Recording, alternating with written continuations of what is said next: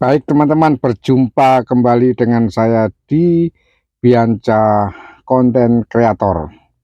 Pada kesempatan kali ini saya akan membagi sharing khususnya untuk konten kreator pemula. Jadi baru memulai untuk membuat channel YouTube. Supaya di kemudian hari kita lancar-lancar saja, konsisten saja dalam mengupload video.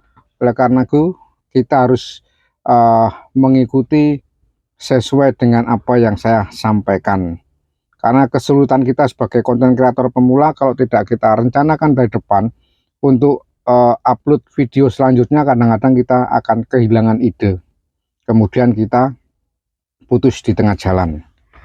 Pertama-tama sebelum kita membuat channel baru, teman-teman sahabatku yang terkasih, pertama kita tentukan dulu niche atau judul yang akan kita buat.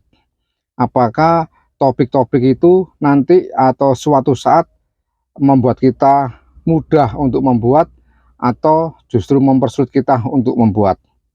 Misalkan teman-teman ada yang ingin membuat tutorial, kemudian ada yang membuat vlog, kemudian ada yang gaming ya atau main game, kemudian memasak, traveling. Itu banyak judul-judul yang bisa teman-teman buat. Tetapi yang menjadikan dasar atau karakter daripada teman-teman untuk memudahkan itu judul-judul yang seperti apa.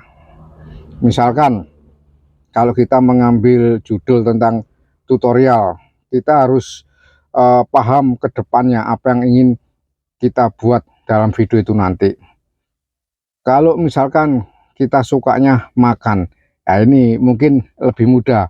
Kita makan di mana saja, di warung, di restoran, atau di rumah, itu bisa kita bikin video. Dan biasanya atau umumnya tidak mengalami kesulitan kalau untuk makan. Kalau vlog, jalan-jalan, kita butuh waktu, butuh biaya, dan sebagainya.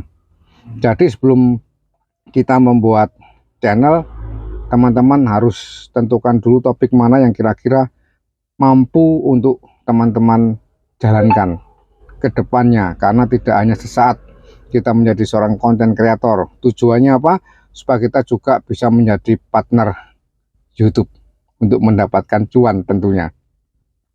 Yang kedua, kita harus membuat suatu konsep. Jadi kita harus bisa mengembangkan konsep-konsep yang unik dan menarik untuk saluran YouTube kita. Kalau kita misalkan membuat video tentang memancing, bagaimana konsep memancing itu kita buat sedemikian rupa sehingga menarik bagi penonton yang akan melihat tentang mancing. Kalau kita misalkan membuat tentang memasak, kita buat konsep dulu sehingga aturan mainnya jelas dari pertama persiapan sampai terakhir, sehingga menarik sekali untuk ditonton. Kemudian karena kita pemula ya teman-teman, yang ketiga adalah siapkan peralatan. Seperti saya waktu awal-awal saya memulai, karena keterbatasan biaya, jadi saya menggunakan alat-alat yang sederhana. Waktu itu saya gunakan HP-HP jadul yang masih bisa saya gunakan. Yang penting kita bantu dengan pencahayaan. Kemudian saya butuh mikrofon. Yang saya pakai ini adalah murah, meriah, tetapi hasilnya luar biasa. Kemudian kita butuh aplikasi untuk editing teman-teman. Banyak di Playstore, sementara kita pakai gratisan. Kalau itu sudah selesai, sudah kita miliki, yang keempat adalah kita membuat akun YouTube. Buat akun YouTube dan lengkapi profil-profil di sana. Setelah kita membuat akun YouTube, di sana ada settingan-settingan yang harus kita lengkapi. Itu teman-teman lengkapi seluruhnya. Setelah itu kita persiapan SEO ya. SEO ini kita lengkapi pada saat kita membuat channel yang pertama kali. Yang selalu kita buat adalah tentang tag, tentang kata kunci. Setiap video yang kita buat itu harus mengandung kata kunci yang kita sesuaikan. Itu selalu. Jadi kita harus belajar dan bagaimana cara membuat kata kunci itu ada di video-video tutorial para pembesar ya, para yang sukses. Itu bisa teman-teman lihat. Kemudian langkah selanjutnya bagi kita pemula, teman-teman bisa mempromosikan video sudah teman-teman buat. Mungkin bisa titip di tab komunitas terhadap channel-channel yang sama seperti kita, tentunya yang satu niche, bagi sesama pemula, saling membantu. Atau teman-teman bisa iklankan melalui media sosial apa saja yang teman-teman miliki, atau yang mengeluarkan biaya ya nggak besar lah, 60.000 mungkin untuk 5 hari di Google ADS. Pasti kita akan mendapatkan view sesuai dengan permintaan teman-teman, sesuai dengan biaya yang kita keluarkan. Saya biasanya menggunakan Google ADS dengan biaya 60.000 untuk jangka waktu 5 hari. Di sana akan ada tampilan setting-settingnya. Teman-teman bisa belajar seperti itu. Kemudian konsisten. Pertama-tama kalau kita menjadi konten kreator, kita harus konsisten untuk upload video. 1 minggu misalkan 3 kali ya, setiap 1 minggu kita bikin video sebanyak 3 kali. Harinya harus sama, waktunya juga harus sama. Jadi itu yang dinamakan konsisten ya teman-teman.